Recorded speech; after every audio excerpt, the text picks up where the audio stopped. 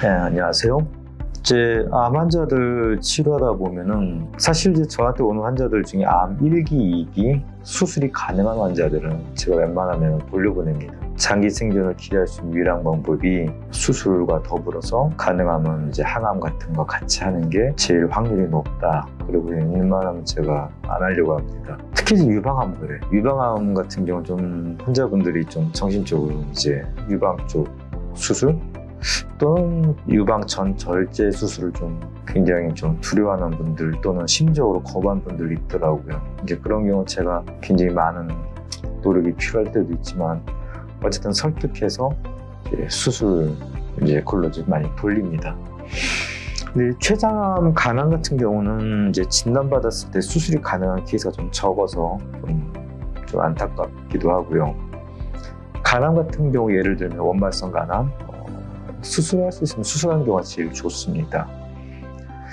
이제 수술 못할 때는 그런 간동맥 화학 색전술을 많이 하는데요. 논문 결과 보면은 그렇게 간동맥 화학 색전술로 국소 부위 항암제 쓰고 색전에서 암으로 가는 어떤 영양분들을 갖다가 좀 말리는, 암으로 가는 동맥을 좀 막는 치료. 이제 그걸 보편적으로 많이 하는데요. 그거 하고 난 다음에 이제 암으로 가는 피를 좀 말리고 난 다음에 거기를 열로 하이프로 때렸을 때 그때가 이제 생존율이 제일 길었다고 합니다. 그래서 제가 간암 환자분들 하이프 할 때는 그렇게 색전술을 하자마자 이 색전술 걸고 나면은 이제 환자분들이 뭐 한 3일, 또 길게 5일 동안 좀 굉장히 아파요. 그래서 병원에 입원하게 되는데요. 그렇게 색전술 걸고 나서 퇴원하실 때, 이제 며칠 뒤에 퇴원할 때 여기 들려서 하이프하고 하는 걸 제일 권합니다.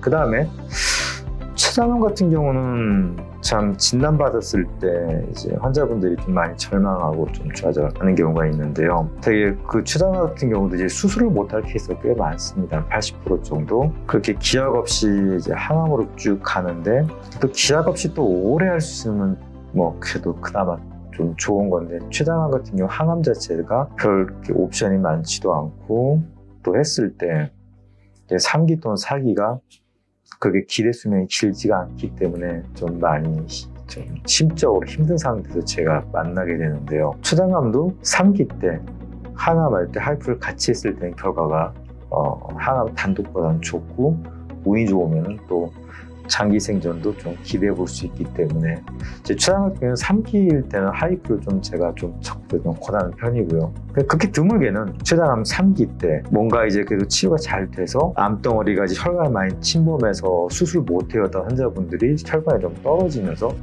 수술할 수 있어요. 이렇게 된 케이스도 있습니다. 3기 때는 저희들이 치료를 좀 적극적으로 좀 해보자 이렇게 많이 권합니다. 환자분들 사기가 좀 많이 떨어져 오는 케이스가 이제 암 4기 때예요. 그때는 되게 대학 교수님들도 좀 사기가 떨어져 있고 환자분도 이제 좀 사기가 많이 좀 떨어져 있고 암 4기 때가 힘든 그런 진단 상황인데요. 근데 저한테 오실 때는 또 진행이 많이 돼서 오세요. 간에도 크게 있고 여기저기 뭐 폐라든지 림프절 좀 많이 퍼져서 옵니다. 항암하던 경우에도 이제 항암제 옵션이 거의 떨어져 갈 무렵에 이제 많이 오세요. 이제 그런 경우는 이게 남은 기대 수명이 막 그렇게 길게 잡지는 않습니다.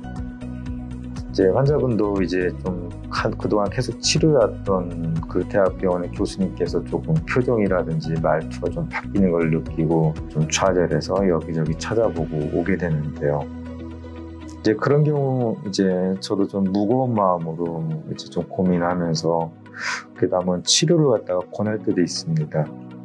어떤 기대 효과로 권하냐면 일단은 암세포 덩어리를 좀 많이 덜어봅니다. 그 다음에 또 한 가지는 혹시 암성 통증이 있는 경우가 있어요. 그런 경우는 이제 요걸 했을 때 암성 통증이 좋아질 확률이 한 70에서 80% 사이가 되기 때문에 그거 한번 적극적으로 한번 통증이 꼭 조절이 필요하겠다 싶을 때는 하이프를 권합니다. 또 한 가지는 또 뭐냐면 꼭 하이프뿐만 아니라요. 고주파 용해술 또는 마이크로웨이브로 용해술 또는 크라이오 얼리는 거라든지 이런 온도를 이용해서 암 조직을 갖다가 이제 괴사시키는 치료법들이 있는데 이런 걸 했을 때 간혹 가다가 전신에 면역반응이 확 와서 치료하지 않은 부위의 어떤 다른 부위의 암들도 같이 치료되는 경우가 있다고 합니다.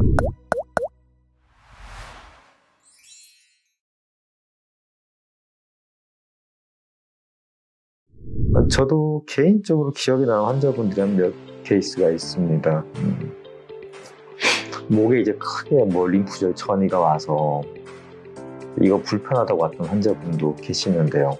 근데 그 환자분은 뭐 이것도 이거지만은 당장 어떤 생명을 이어가는 게 이제 간 쪽에 암이 크게 퍼져 있으면서 뼈까지 침범해서 바깥으로 좀 이렇게 돌출될 정도로 이제 간에 크게 전이가 돼 있는 환자분이 있었고요.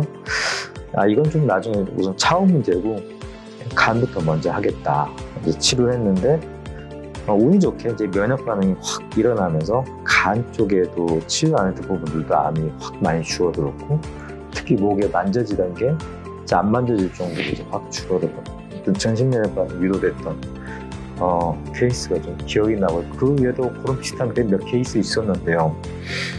이제 솔직히 말씀드리면은 그렇게 전신 면역 반응이 확 올라올 만한 게 프로테자 높지는 않습니다. 그래도 다른 치료 방법이 없을 때는 이제 그것도 희박한 확률이지만은 그래도 한번 최선을 다해서 한번 기대해보자.